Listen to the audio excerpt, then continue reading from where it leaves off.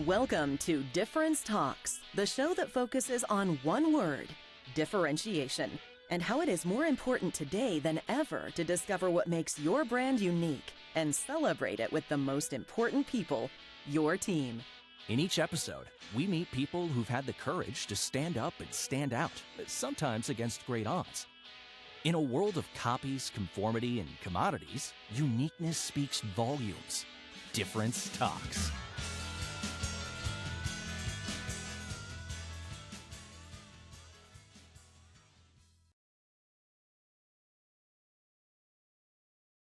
Welcome to Difference Talks. I'm Barry LeBove, CEO of LeBove Marketing Communications and Training, and I am the author of The Power of Differentiation. I have a wonderful guest today. His name is Johan de Nysschen. He is an icon in the automotive industry. Now, he's worked with BMW, Audi, Infiniti, Cadillac, but he has led Audi, he has led Cadillac, he has led Infiniti, and he has rallied those brands to stand up for what made them unique. His background is amazing. He now is not being allowed to retire, so he is now the CEO of Audi Americas. He tried to slow down. He tried to enjoy Chattanooga, Tennessee, and just ease into retirement, but it was not something that was possible. So Johan, I want to thank you for joining us. You're somebody I've admired for decades. Thank you for being part of our show today. Thank you, Barry. I am happy to be here. Thanks for having me. Now, you're a South African. Tell us a little bit about your origin story, if you can. Tell us what brought you to where you've been and some of your enthusiast hobbies and things like that. Yeah, I was born and raised in South Africa. Apparently was an automotive enthusiast from a very early age. When I was 3 years old, my parents thought I was reading the newspaper. What I was doing, I was paging through all the car ads. At 3 years old. At 3 years old. Years old. And interestingly, they tell me that at 11 years old, I declared that I one day wanted to be the CEO of Audi. Literally, like that. And of course, in the naivety of a child, people would, as was the case, dismissed it with humor. And I'm jolly proud that that actually did turn out to be true. You definitely did. And you and I worked together when you were CEO of Audi and led it. So what else? Tell us a little bit more of, I know you're a motorcyclist. You love performance cars. What else? Truth is, I'd like to think I'm a good rider. And I certainly don't take reckless risks at all. But motorcycling is motorcycling. I also, as you say, a high-performance car enthusiast. So I have the good fortune of a few high-performance pieces of machinery in my garage that I take out and enjoy. And most recently, something very new to me. I've taken to boating. As we live on a house on the lake here in outside of Chattanooga. And my wife is born in Michigan, and so she grew up with this outdoor lake life stuff. Encouraged me to embrace it, and I must say, absolutely love it. It's a new field for me and a lot of fun. And I'd like you to share if there's a moment in your career that comes to mind when you had to rally people, your people together to meet a challenge so that the overall organization succeeded. And I've known of a few situations you've been in, but I don't know if there's one that comes to mind because our show is all about differentiation and standing up for what makes a brand, individual, product, whatever, unique and valuable and honoring it instead of commoditizing it. And I'd love to have you share a story that comes to mind where you had to do that. And as we both know, Johan, you have to rally people around you to do it. You can't be the dictator that says this is what we're doing and walk out of the room. So is there one that comes to mind? Perhaps a convenient one to recite here would indeed be when I arrived at Audi of America, beginning of 2005. It was a dismal time for the brand. It had been loss-making for many, many years. I would say organizational morale was down in the tubes. Everything was about, as it happens when companies are losing money, it was about cost cutting, it was playing the defensive. And as inevitably happens, a lot of finger pointing and the blame game and all these things. Product quality was a question mark. The dealer network was disengaged.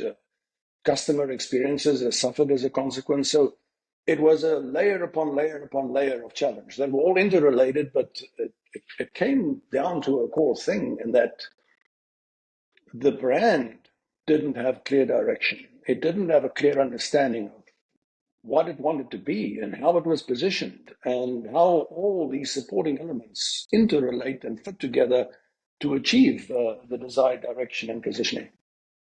And so I kind of systematically set about, together with a good management team that I handpicked, I have to say, it takes a while.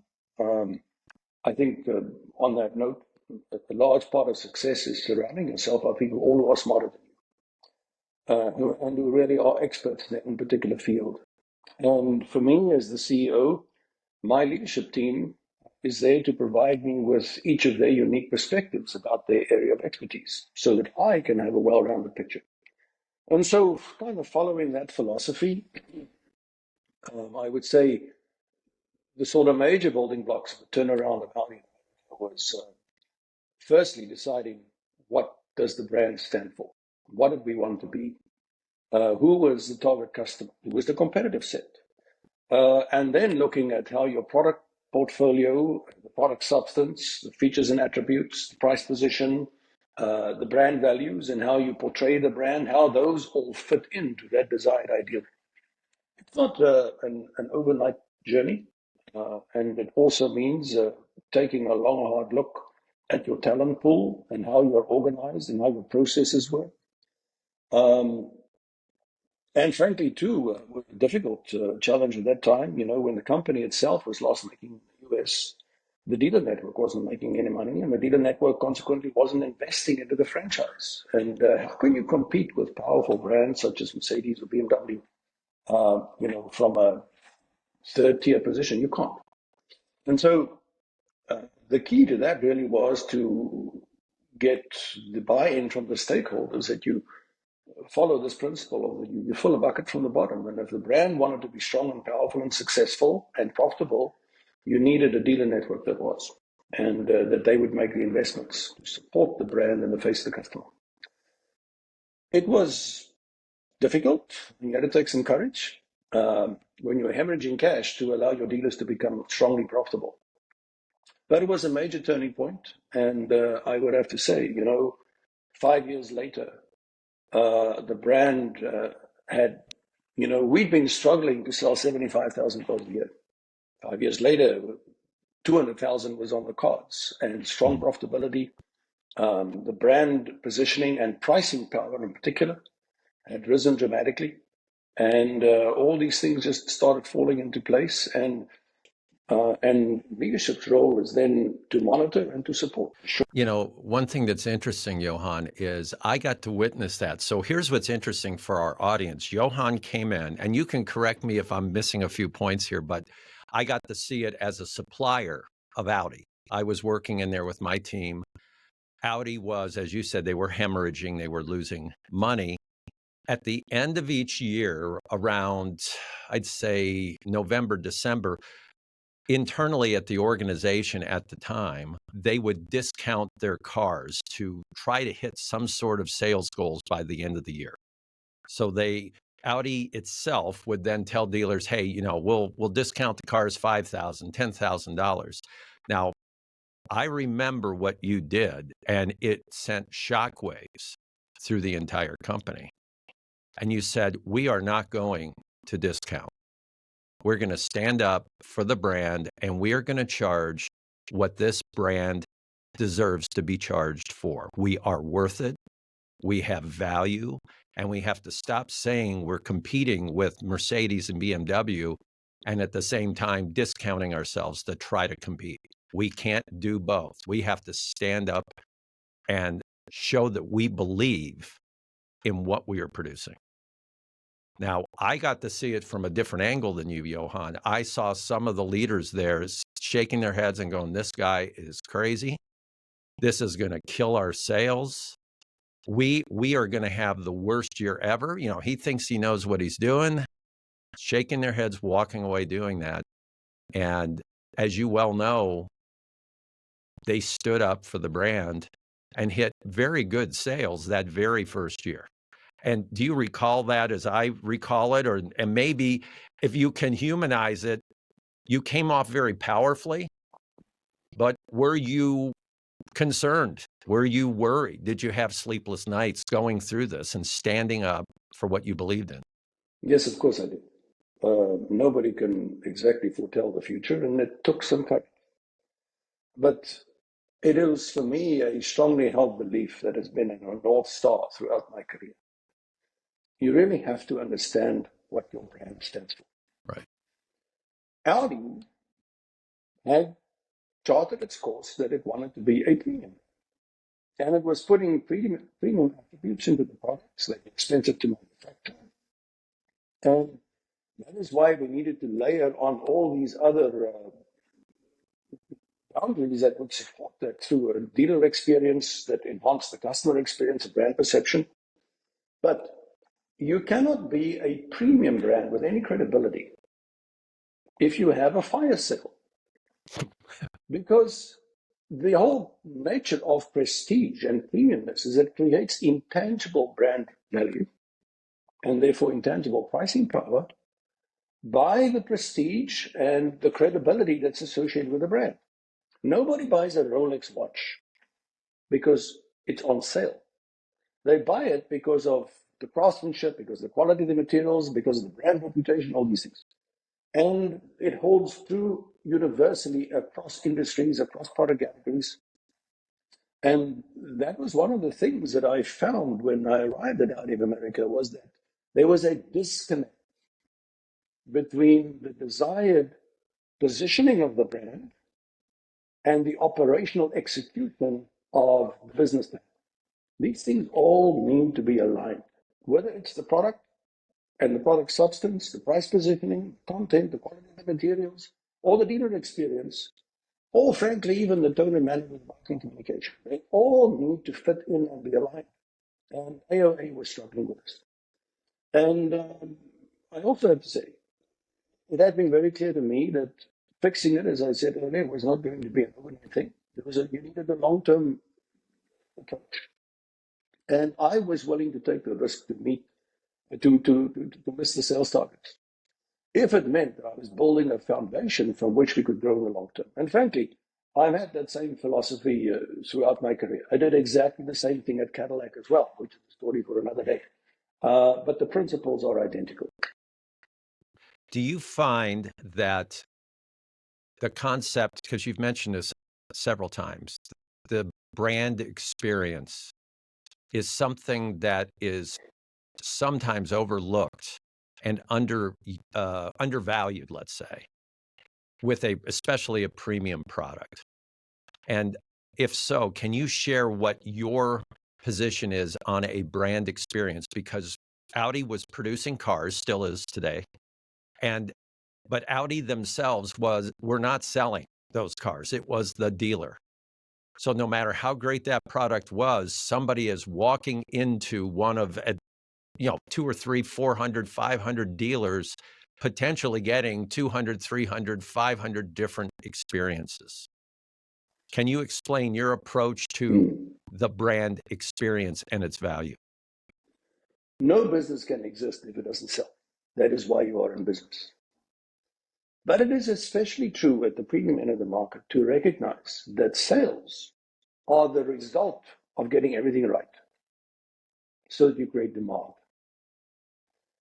If you put the cart before the horse and you are focused on short-term success and it's whipping up the salesman and it's saying you've got to hit the sales target and, a bonus for that guy and a discount if we don't hit our targets at the end of the month, those are short-term measures that often are used in the automotive business that are counterproductive in the long run because they do not allow you to get into the fundamentals of how to create long-term sustainable demand. Long-term sustainable demand does not come from putting cash on the hood.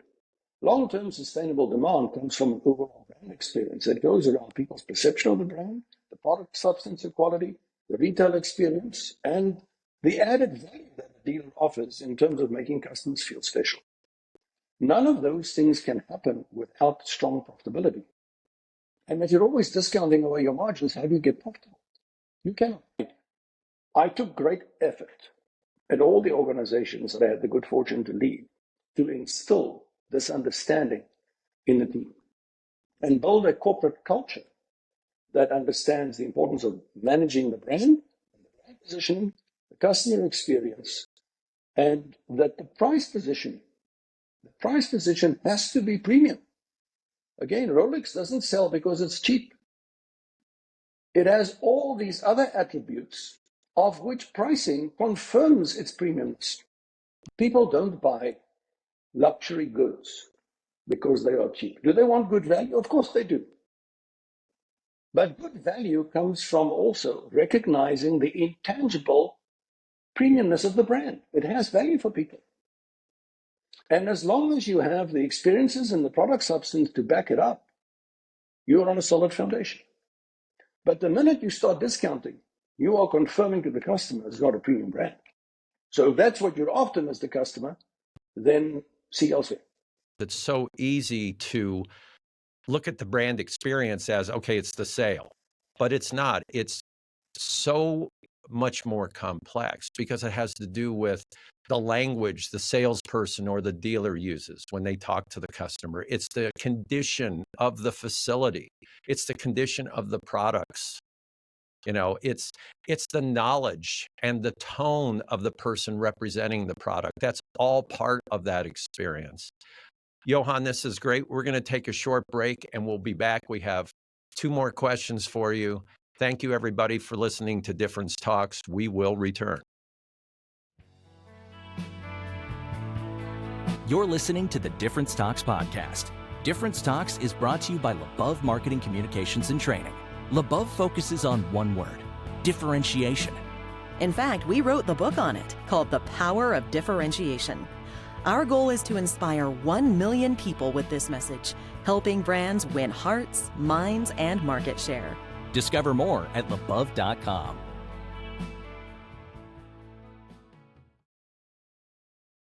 Welcome back to Difference Talks. I am with automotive industry icon, Johan de Nysschen.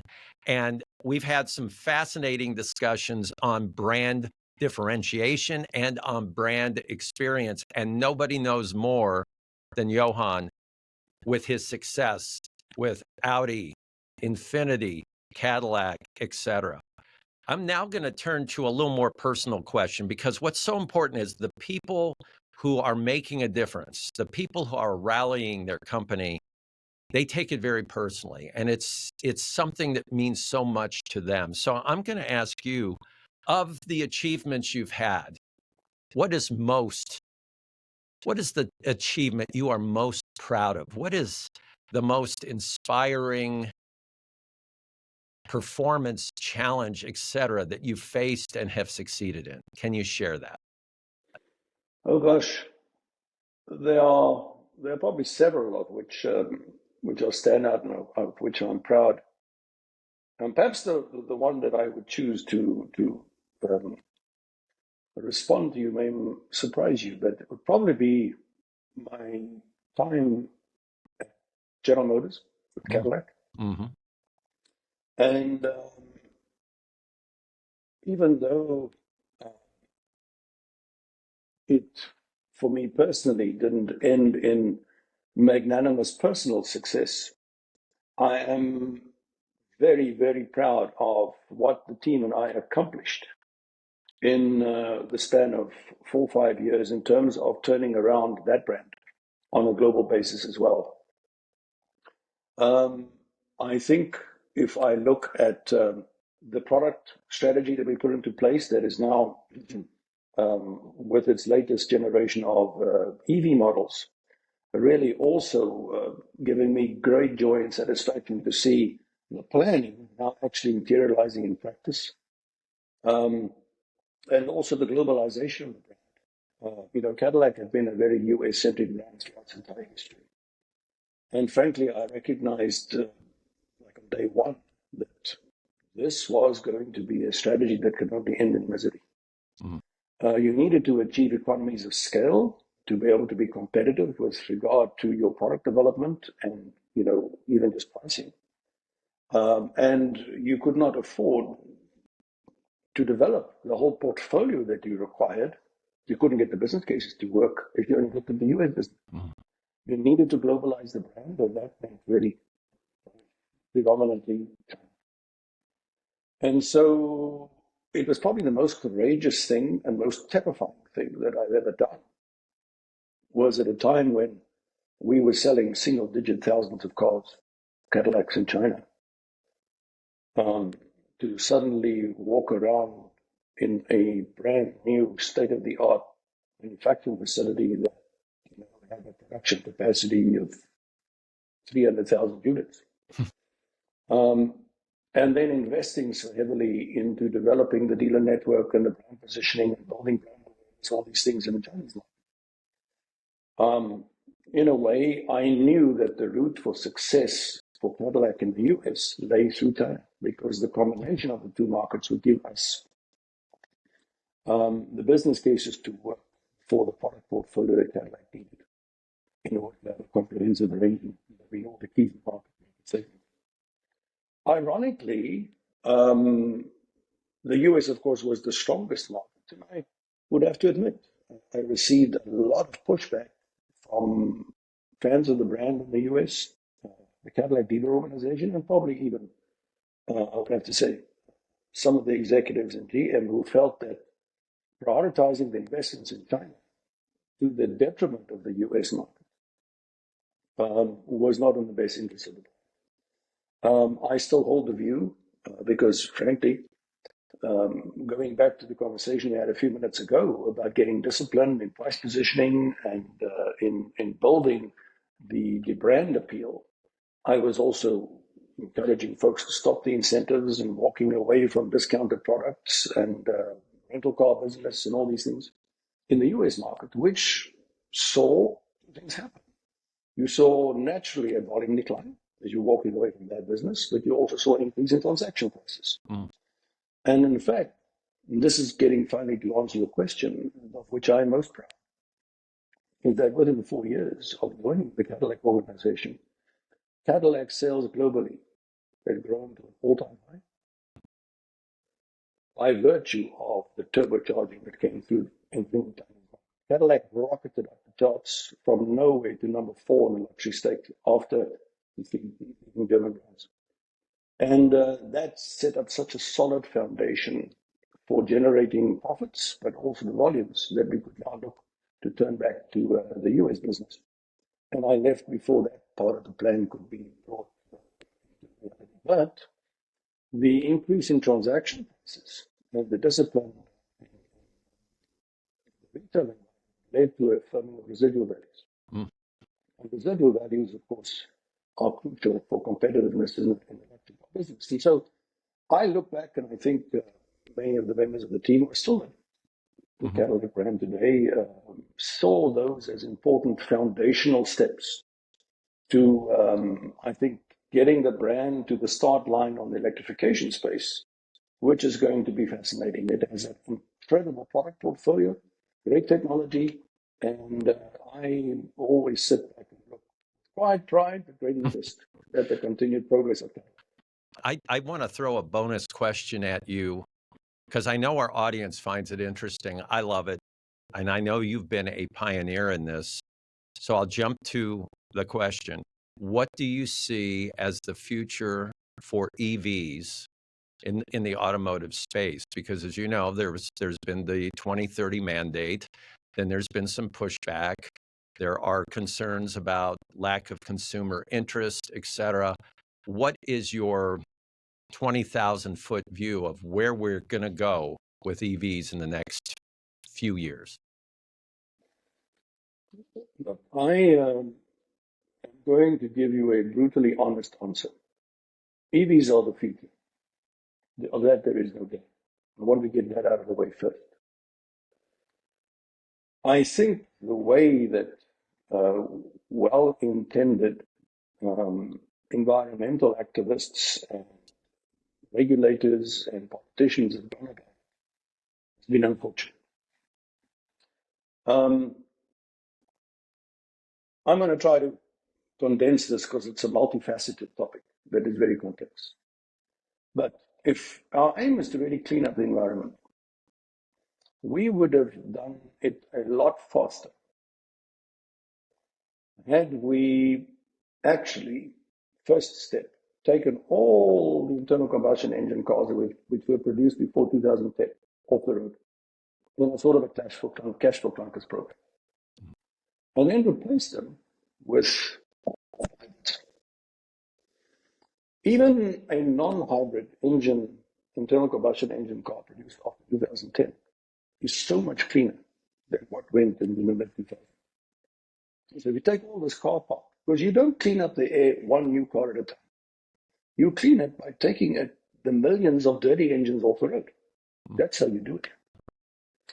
And so if we took all those cars off, we incentivized hybridization, which the industry could deliver in terms of capacities, access to raw materials, Right. manufacturing, all these things. And it requires less lithium to do the hybrid than it does an EV. It would give us the time to develop the lithium mines, the lithium hydroxide chemical manufacturing capacity, build the charging infrastructure, further advance battery chemistry and technology. It would have given us a longer runway. So at the moment where we stand now, by having, with noble intentions, rushed into electrification paths before the technology was mature, and I will say, Elon Musk aside, against the advice of many well-informed engineers, we now face the reality that there is consumer pushback. It's massively expensive for the OEMs because it's not only the development of EV technology and the cells and the cell manufacturing capacity and the lithium mines and all those things, the charging infrastructure. All of these things are massively capital intensive at a time when the consumer is obviously always going to be under pricing pressure. And the margins on the EVs are razor thin or negative. Right. And so you are deadlocked. And I think all of this is destroying capital and actually making the runway much more turbulent than it might have been had we planned it a little bit better. So I'm not sticking to the land of the Luddites. I don't think that we should stay with internal combustion engines, but we were a little bit over enthusiastic with the way that we approached it.